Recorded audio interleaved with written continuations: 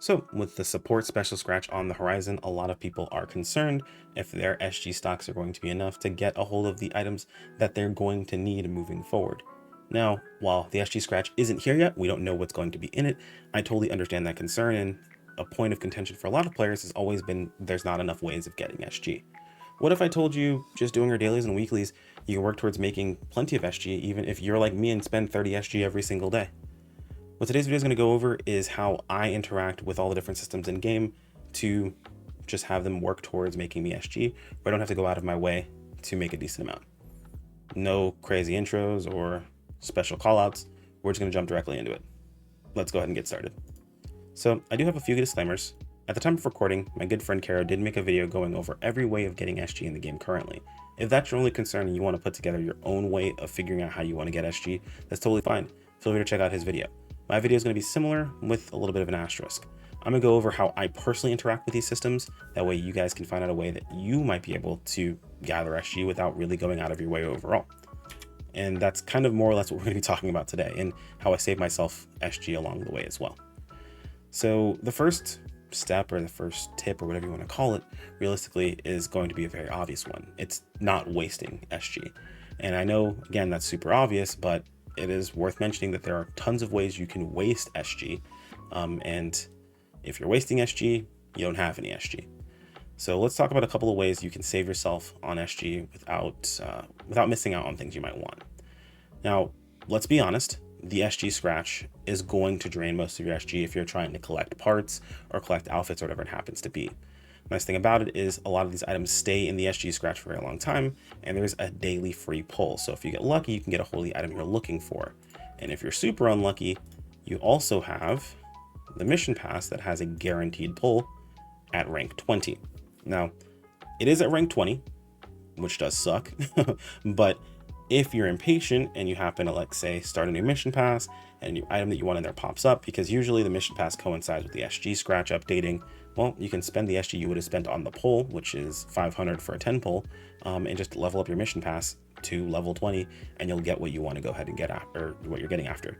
It is worth mentioning that technically, if you're not premium, it is going to cost you an extra 100 SG overall, but that's just one of those situations where you have to kind of decide, is this going to be worth it? Realistically speaking, you don't need to spend on this actual mission pass. You will eventually get to this tier if you can wait out for it, and then you can guarantee one item you absolutely want. Or you can always wait and see if you get lucky enough to just pull the item that you're going after.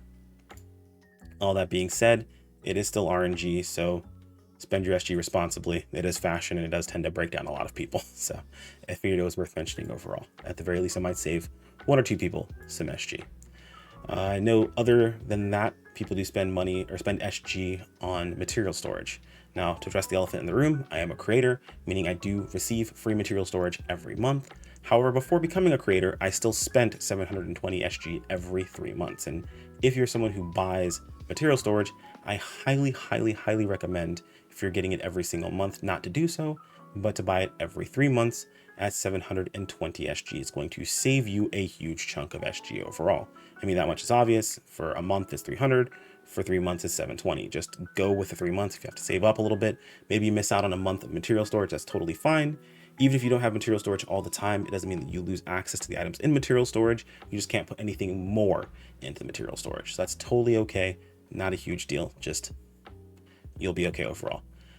It is also worth mentioning, and I mean, I don't have to mention this, but I want to be as transparent with you guys as possible on, like, my ways of earning SG and things like that.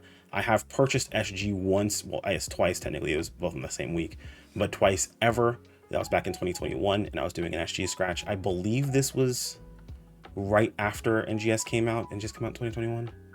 Yeah, I believe this is right after NGS came out. Because I want to say it came out in June of 2021. So this is right around that time. There might have been something in the SG scratch I was, like, jonesing to try to get a hold of. So that was one time I did spend, but you don't need to realistically. That was because I was pulling on the SG scratch. And of course, if you're pulling, you're never going to have enough SG, even if you're farming it, even like I was. So we're going to talk about the major ways you can interact with a few systems in game right now that are going to get you SG, and how you can not go out of your way. The biggest proprietor of SG that people tend to overlook are titles. So titles, every single title, at least every single title I know of in the game, gives you SG for completion. However, I would never recommend you farm titles. Now, if you want to farm titles, that's totally fine. That's someone, people love to farm titles, or people who like to farm like this don't mind farming titles because they like to gather titles. They basically get a ton of them and they like the SG rewards. But I personally don't like killing 30,000 enemies in a single zone in like a couple days sitting. I know there's some people that are built for that. I am not one of those people. So what I personally do is, if you check your daily tasks, your dailies will ask you to go to specific zones and kill enemies in combat sectors. Today was Kavaris. So what I personally do is I check my titles. Very common one for me is Belgana Ruins in Kavaris. And I go to that zone specifically because it's going to go towards that title completion. As you guys can see here, enemies, high rank sectors, Belgana Ruins, I still need 30,000 kills. I'm at 9,000 at the moment, but I don't farm Belgana Ruins. I just do it every time that it pops up in my daily. Now, over time, this will get completed. Yes, it's going to take a long time for these to complete. However, there are other ranks of these that I've already completed before this, and I've gotten those star gems. And it's nice to go ahead and just, something you're going to do already, put it into something that's going to get you star gems in the future. Got to think more long-term than short-term. So cool thing about these titles as well is, as long as you're doing the highest rank, you're completing the lower rank ones, because the lower rank ones are like, hey, do this rank or the higher one. And the higher rank one is, hey, do this rank or anything higher than that. So just do the highest rank that you're capable of doing. That's highest for the title, and you're good to go. That also interacts with weeklies. Well, I guess side tasks that happen weekly. Your alliance tasks, and that's going to feed into something else in just a moment too. So doing your alliance tasks, a lot of them sometimes ask you to kill certain bosses or dread enemies. Cool thing about it is, if you go over to titles, pop over to enemies, go over to bosses, we can see tons of different bosses, and these bosses also count as dreads when you take them out. Now, I don't know about the Bansers, because I don't remember which one's which, to be perfectly honest. They all look the same, slightly, changing the skin tone of the Banser, and then of course their element. But where they're located, I don't always remember off the top of my head, but I can think, Didal Sword and Didal Axe, both of these guys are in Alio, and I have to take out Alio Dreads this week. So I can go run and kill Didal Sword a few times, and that's going to go towards my Didal Sword task. Or Didal Axe, which is in South Alio, it's going to go towards the Didal Axe one. So it just depends. Again, it's not something that's going to happen instantaneously. It's just like over time, something you're already going to do, at least have it work towards something that's going to get you something you actually want in game. Moving on, like I said, this is going to be kind of a segue into the next thing, is the alliance tasks. So you also have exchanges every week that you can do in a lot of different shops. One of them being the alliance exchange. They can get you 30 star gems every single week. It's not a lot, but something you're already going to be doing, which is your alliance tasks, because you're doing those tasks. That way you're able to work towards your title completions. You can also come in here and just exchange for the actual alliance badges, or exchange your alliance badges for the star gems. And if you're like me and did a lot of these before, you can even exchange these for star gems. Well, you probably have a good chunk of alliance badges sitting around doing nothing, and you could technically skip them if you wanted to every month or every week up to a few months and still get plenty of star gems. There is one other exchange that is a bit more divisive. It's a little bit more difficult to work out. Not everyone's gonna be able to take advantage of this, but it's worth mentioning, which is the Arks record badges. Now, Arks record is not something that everyone participates in. However, you technically can participate in it very, very easily without putting too much effort into it. So a cool thing about Arks record is that it is ship wide, not account wide.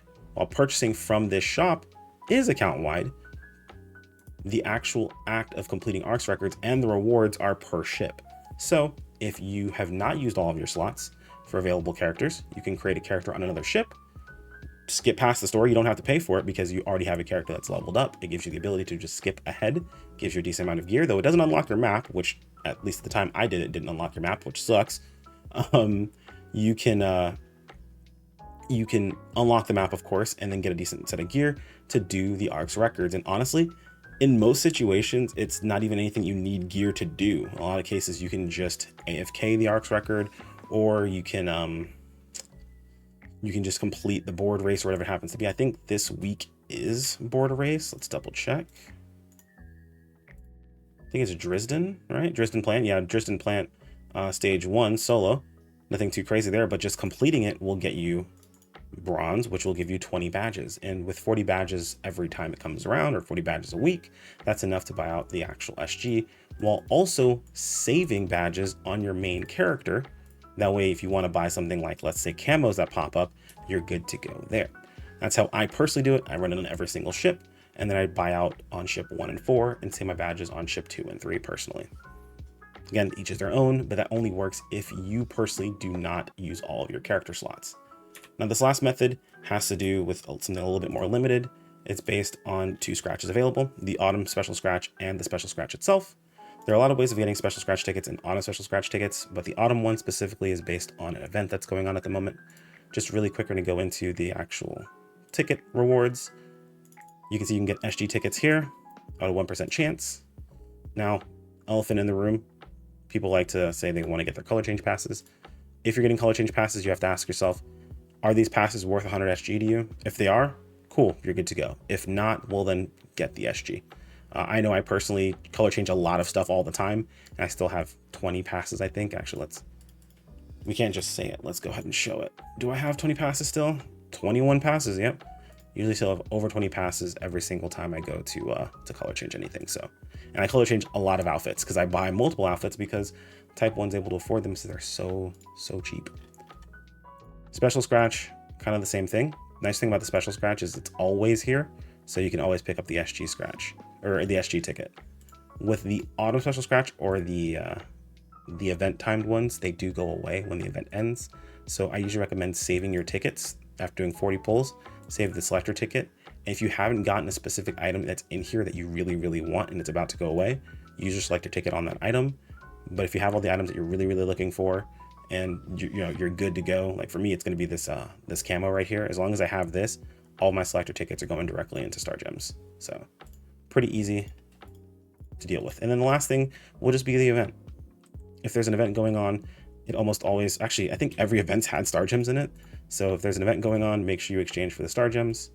Usually just doing your daily of the limited task is enough.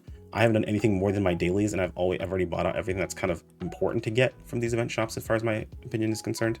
You can get all of the actual Special Scratch tickets, so the Autumn ones. That's 40 right here, very easily. There's some Star Gems right here. So again, super easy to get hold of, and then some Special Scratch tickets, which go into those scratches. So we already talked about the scratches and how those work out, and that's pretty much everything. Hopefully that covers everything. I don't think I missed anything. If you guys happen to have any other ways that you guys farm scratches, or you guys farm Star Gem tickets, then feel free to let me know in the comments. This only goes over, again, NGS. There are ways in base PSO2 as well to get tons of Star Gems. Those do require you to go a little bit more out of your way, but if you're someone who just doesn't want to go those routes, these are ways that you can just do your dailies and weeklies and still get plenty of Star Gems to maintain a decent amount, even though you might be like me and max refresh on the treasure shop every single day, which costs you 30 Star Gems. And I also purchase every single 20% augmentation boost and every single protect that pops up, which is 60 and 120 Star Gems respectively. So with that, I'm still sitting at over 1,000 Star Gems every single time I log in, though when that SG Scratch comes out, I'm pretty sure I'm going to be hurting for Star Gems a lot more. I think you guys will have plenty of Star Gems overall, and hopefully that Scratch isn't too terrible. We'll have to see when it finally comes out.